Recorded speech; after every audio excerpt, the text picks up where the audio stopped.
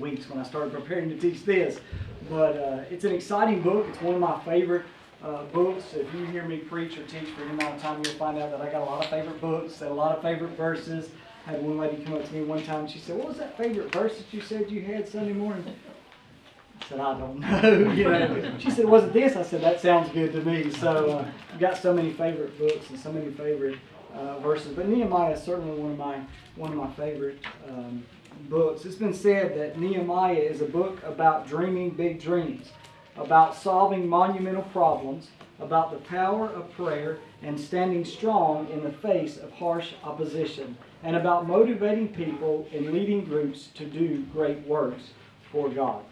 And so that's one of the reasons I like Nehemiah. You just see so many things in the book. You see him kind of develop as a leader, and certainly one of the things that we are very much lacking in our society, in our culture, is leaders. It just seems like we just kind of sit idly by and let everybody else just run off and do what they want, when we should be stepping up and saying, "Listen, this is what we need to be doing. This is the direction that we need to be going in." And certainly in the book of Nehemiah, we see that. God laid a burden on Nehemiah's heart to see the walls rebuilt. And certainly there was some opposition in there. There was a lot of prayer going on in there. You see him sort of develop as a leader through this. And just some things that we all need in our lives. Now, tonight we're going to cover the first 3 verses of Nehemiah. So we're not going to do a whopping load or anything like that.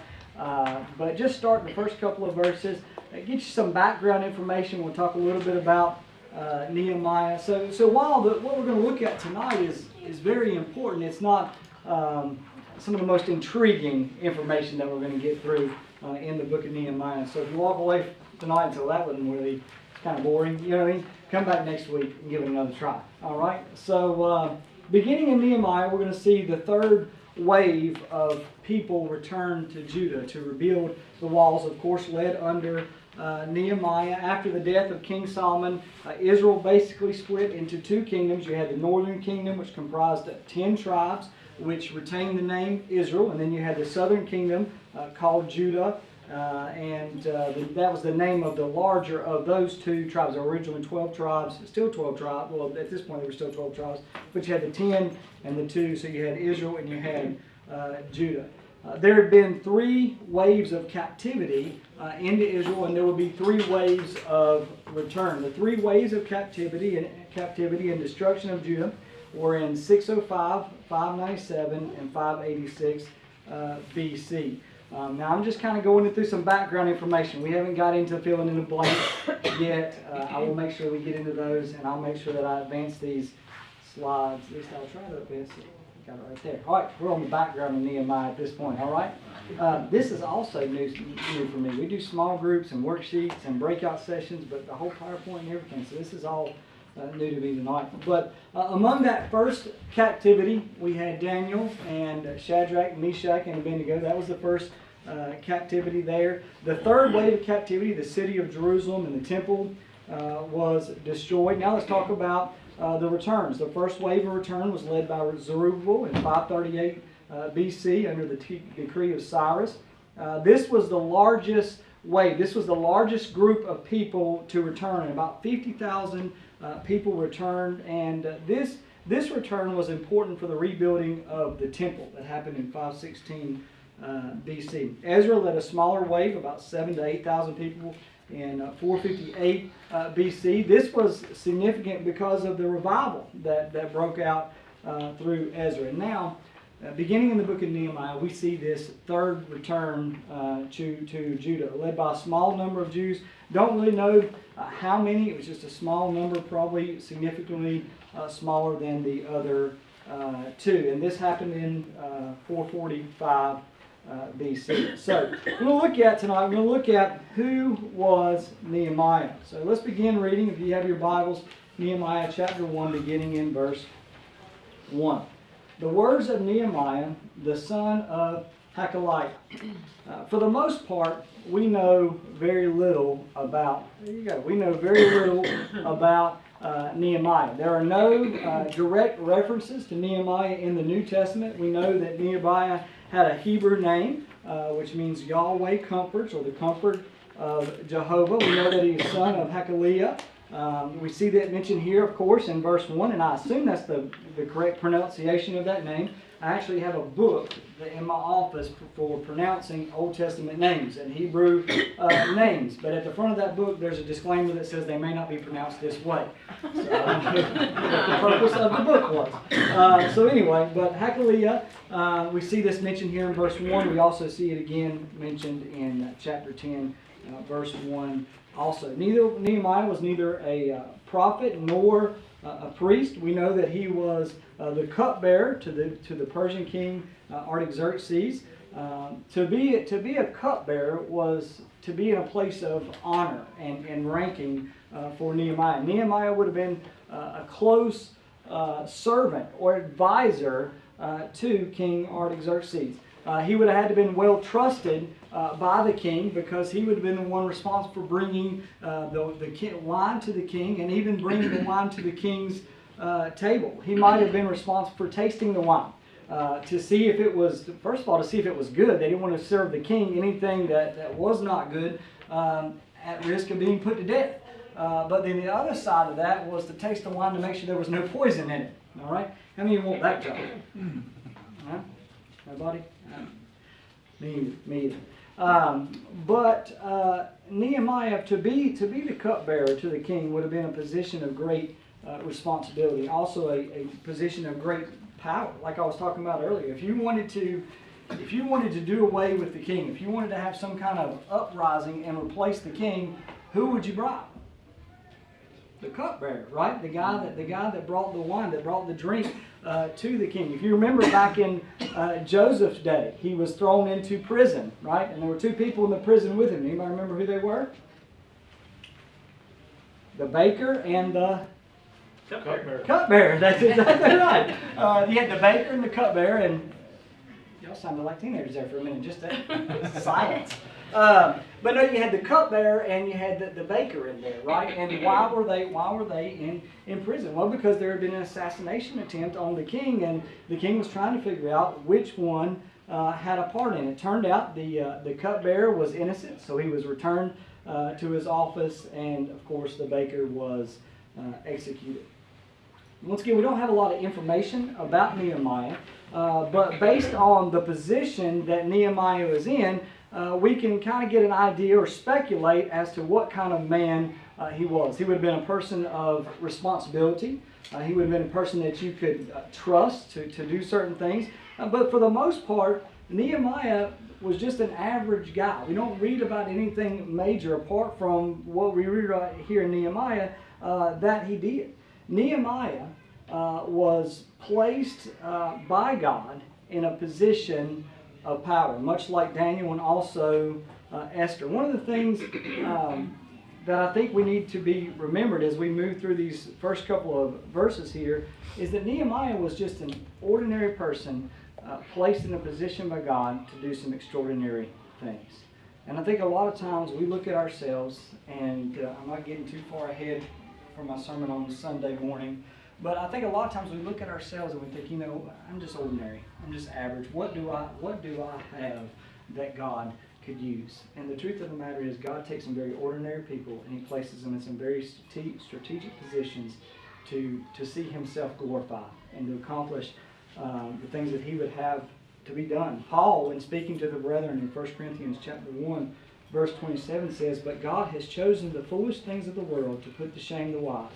And God has chosen the weak things of the world to put to shame those things which are mighty." A lot of times we think that God uses extraordinary people. We look at these heroes of faith in the Bible and we think, wow, you know, God really used them to do some dramatic things.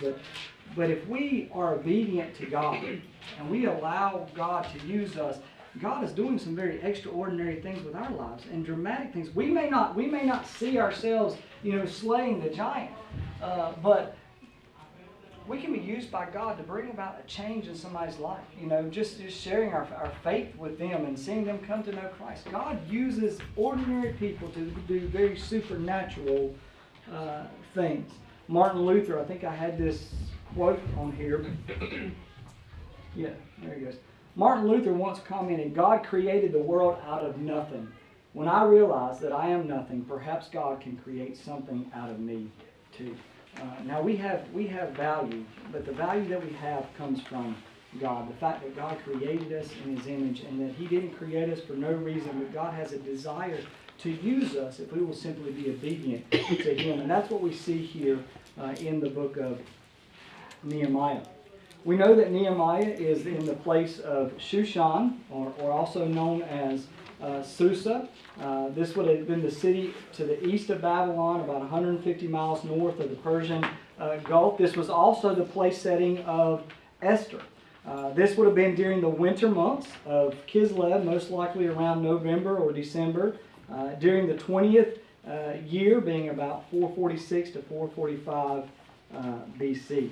Let's continue reading there. Nehemiah verses 2 and 3. And Hananiah, one of my brethren, came with me from Judah, and I asked them concerning the Jews who had escaped, who had survived the captivity, and concerning Jerusalem. And they said to me, the survivors who are left from the captivity in the province are there in great distress and reproach. The wall of Jerusalem is also broken down, and its gates are burned with fire.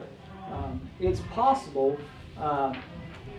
that Hananiah was a sibling of Nehemiah. If you flip over there to chapter 7, beginning in verse 2, when the walls are pretty much rebuilt and they're about ready to work on the gates, in verse 2, chapter 7, verse 2, it says, and I gave charge of Jerusalem to my brother Hananiah, and Hananiah the leader of the citadel, for he was a faithful man and feared God more than many. So it's possible that this Hananiah that spoke to Nehemiah was actually a literal brother, literal sibling of Nehemiah. The Bible does not tell us why Hananiah returned to speak to Nehemiah. Maybe he was there on some sort of official business. Maybe he planned to go there, or maybe he was just there and happened to see Nehemiah and spoke to Nehemiah. But the truth of the matter is, whether Hananiah made this journey out of official business, or maybe he made it and God just orchestrated things to put he and Nehemiah together, it was God's plan for Hananiah to meet with Nehemiah. This was a divine appointment by God. This was part of God's sovereign plan that He started way before the beginning of the world. God knew how everything was going to play out, and this was part of His plan. I tell people a lot of times, God, things don't happen by chance. You see somebody at the supermarket, maybe you talk to them, maybe you talk to them about church, you talk to them about the Bible or something like that. That doesn't happen by happenstance, okay? I call those divine appointments by God. And it's what we see here with Hananiah meeting up with Nehemiah. This was a divine appointment by God. One of the things that sort of jumped out to me as I was reading these verses was that Nehemiah was genuinely concerned with the people that were there in Jerusalem. Nehemiah asked some very pointed and direct questions. He asked, how are the people, and how is the city? Listen, when we talk to people, we need to have genuine concern, and we've been talking a little bit about, and I'm going to continue to talk about, outreaching to this community and getting to know the people in this area. And to do that, we've got to build relationships with people. And to do that, we've got to get invested in their lives and find out who they are and what kind of struggles they go through and what kind of life they have. We've got to be genuinely involved in people. And when we ask direct and pointed questions, it shows that we have a genuine interest in what is going on in their lives. I know a lot of times with me, you go to the checkout or something, and the girl says, "Did you find everything you needed?" Sure, and I just move on with my conversation. I've tried to train myself when the person says, "Hey, have you found everything that you need?" Certainly, I have. Thank you very much for asking. How was your day? And we've got to be careful that when we ask a question like that, it doesn't just become part of our routine and we jump into it. But we get engaged in them and get involved in their lives. Part of reaching other people with the gospel of Jesus Christ is seeing people as people that are either destined for heaven or destined for hell. And I need to see people as a soul and be genuinely concerned with what is going on in their lives. And we do that by asking these very pointed and direct questions. When hearing of the news that Hananiah gave to Nehemiah, it was horrible news. And, Nehemiah could have, maybe he was passing Hananiah in the street. We don't know what happened here. Maybe he was just passing him in the streets or passing him in the palace. I don't know why Hananiah would have been in the palace. But, he says, hey, how are the people there in Jerusalem? And what if Nehemiah would just kept on walking? It was just kind of a courteous, hey, how are things? But no, he stopped and he began to ask these questions. Well, when Nehemiah heard these things, he was moved by what he heard. Someone comes to you and says, hey, I've got this going on in my life. I've got this going on in my family. And we hear something like that and we say, you know what, I'll pray for you. And then we go about our day and forget about the conversation. We've got to have a genuine concern for people. Nehemiah had a genuine concern for this remnant that was in Jerusalem, about how they were and how the city was. Nehemiah had a good thing going on here in the palace, and he could have heard the news of the city, he could have heard the news of the people, and said, you know what, I'm not going to ruffle the waters here. You know what I mean? I'm just going to go about my life, focus on being the cupbearer, and not be concerned about some other people. But he didn't do that. As we're going to see next week, when he heard this news, he was broken by that news. We've got to be broken and concerned about the things that are going on in people's lives. I encourage you, when someone comes to you and says, hey, listen, I've got this going on in my life, ask some serious questions, ask some pointed, get some details, and tell them, say, listen, I want to pray for you. If we could pray right now, let's pray right now. That's what I've started doing a lot of times. Somebody shares me a prayer request, I say, I'll definitely make that a matter of prayer. I'm going to pray for it, but let's pray right now about this issue that is going on. People need to know we care. I'm a firm believer that people don't know that we care about them. They're not going to care about the God that we're trying to share with them unless they first see that we care about them. And certainly we see that here in Nehemiah. Hananiah said that the people were in great distress. Now this word distress here is the Hebrew term that means a physical and emotional pain. This was more about just having a bad day. They were physically and emotionally hurting. The same word that we have used here is the same word that's used in Ruth to describe the pain that Naomi was in losing her family. This was the kind of hurt here. So you can see that these people were hurting a lot. I want to read from Psalms, and I told myself I was going to go into my office after the meal and mark this, and I didn't. So y'all bear with me as a minute as I look it up. And just the verses I'm about to read. The people are still in Babylon, and they're thinking about they're in captivity, and they're thinking about Jerusalem. And while that isn't what is necessarily going on right here, I think it gives us an idea of what probably is going on. So Psalms 137, beginning in verse 1, it says, by the rivers of Babylon, there we sat down, yea, we wept, when we remembered Zion. We hung our harps up on the willows in the midst of it. For those who carried us away captive, their captors, asked us for a song. And those who had plundered us requested myrrh, saying, Sing us one of the songs of Zion. Okay, these captives here in Babylon, they're kind of being taunted a little bit by their captors. They say, hey, listen, sing one of the songs of that great city. Verse 4 says, how shall we sing the Lord's songs in a foreign land? If I forget you, O Jerusalem, let my right hand forget its skill. What are they saying here? If we forget Jerusalem, right, where Nehemiah is going to want to go back and build the walls, if we forget this, then let us forget how to play our instruments, is what they're saying. If I forget you, O Jerusalem, let my right hand forget its skill.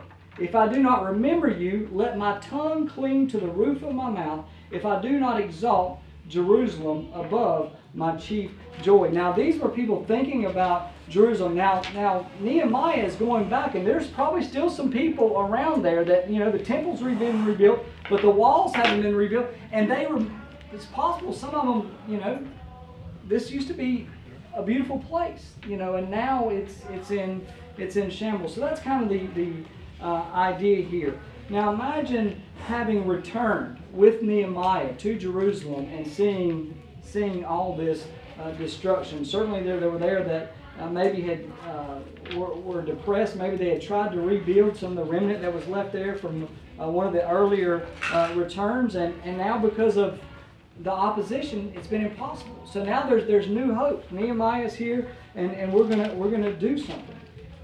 So not only did Hananiah say that the people were in great distress, but he says that they were in reproach. Now that word reproach communicates disgrace. I thought maybe I should have given this thing to Melody. The word reproach communicates disgrace. Now the Jews had boasted of a faithful and a glorious God whose city now lay in waste. So not only were the people in reproach, but now the Lord's own name suffered reproach. There's a reminder here for us, and these people were unable to affect what was going on. Now certainly Jerusalem was plundered and they were taken into captivity because of rebellion towards God. God allowed this to happen by way of judgment. But we've got to be careful as we go out through our day that what we say about God and what people see in our lives are the same thing. Does that make sense? If we say that we have an awesome God that is able to do amazing things, and yet we have issues in our lives that we allow just to tear us apart with worry and burden, what does that say about the God that is able to handle everything that we face?